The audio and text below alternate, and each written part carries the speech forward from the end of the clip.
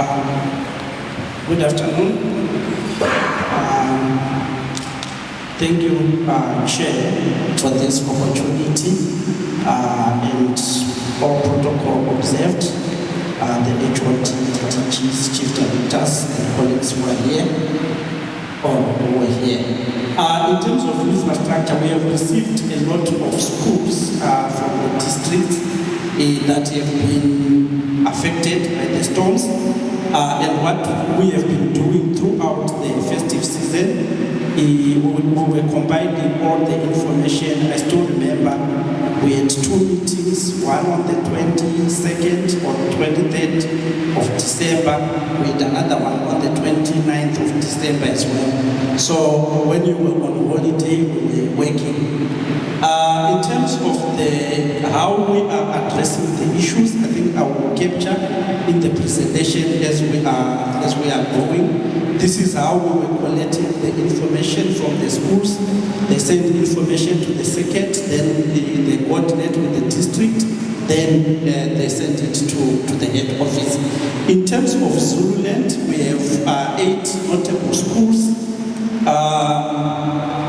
You can see here we have got the date of the storm. Some of the schools were affected by storms in December.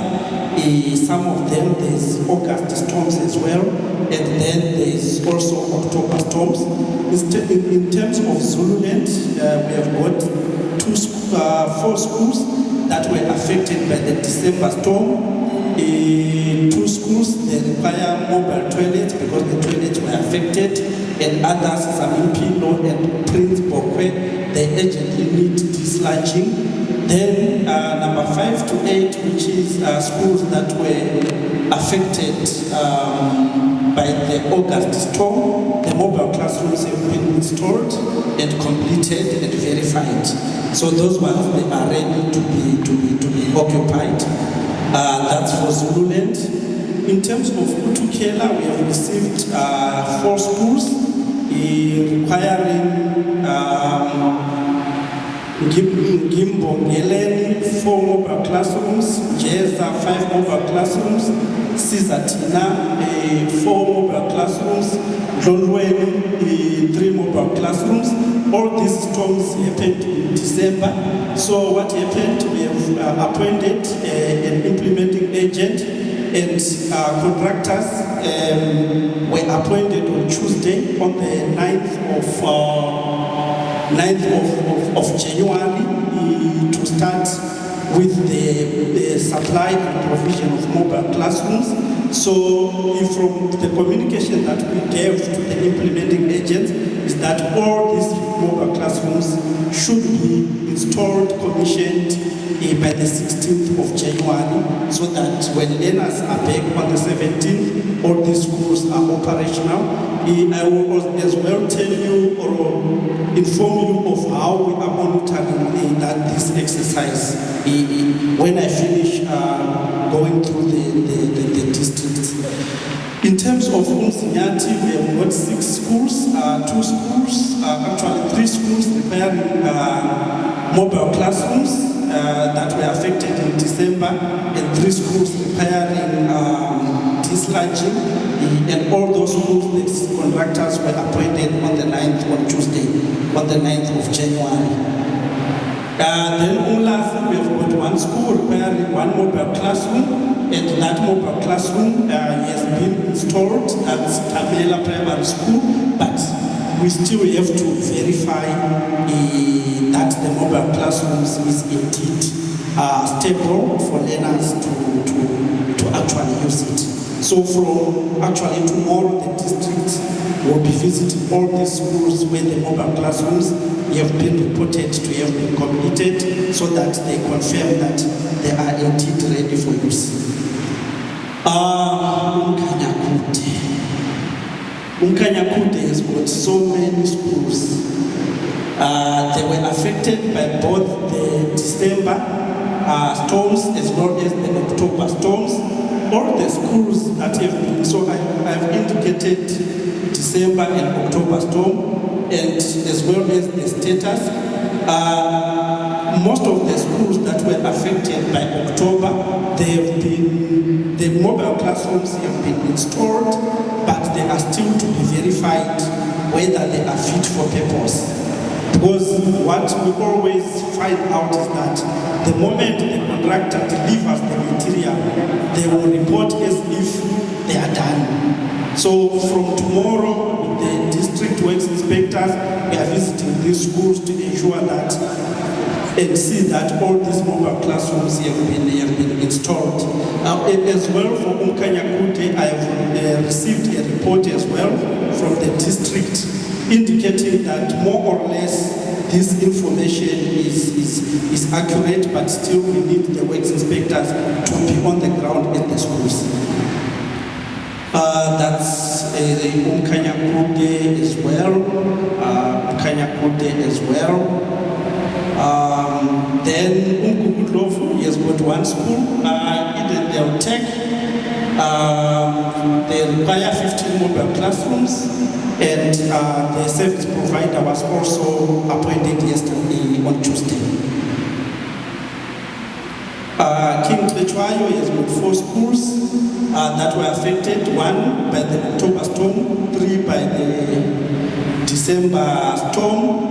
And for the one that was affected by the October storm, the mobiles have been installed, but they are still waiting for verification. So we are doing that verification exercise. And then the ones that were affected by December, in December, the service provider was appointed on Tuesday. In terms of Ilembe, it has got 5 schools that were affected by the December storm, and the service provider was appointed on Tuesday. So basically, this is the process where we are, and this is where we are, which is orange. All those that are green are completed. We are here at commencement of the implementation of works, and then we will only confirm completion when they have been verified by the departmental officials. These are schools from Zululand that are still to be visited by the public protector. Actually, the public protector team visited these schools previously, and they are also coming back. That's why I captured them here. And then we have got new schools or new facilities that are opening in this January, which is Lloyd's. It's an existing school, but it was undergoing upgrades and additions. So phase 1 has been completed, so they are moving into the new facilities. JG Zuma, we still have got issues in terms of water connection. The office of the CFO is engaging with ETEPIN. If they can resolve those issues this week or early next week, then that school will be opening. But if there is a delay or a challenge, it might affect the opening of the new school. But when I checked and engaged, it seems they are in negotiation with that. And then we have got the Buso Kubeka, which is the ICT School of Excellence in Amajuba.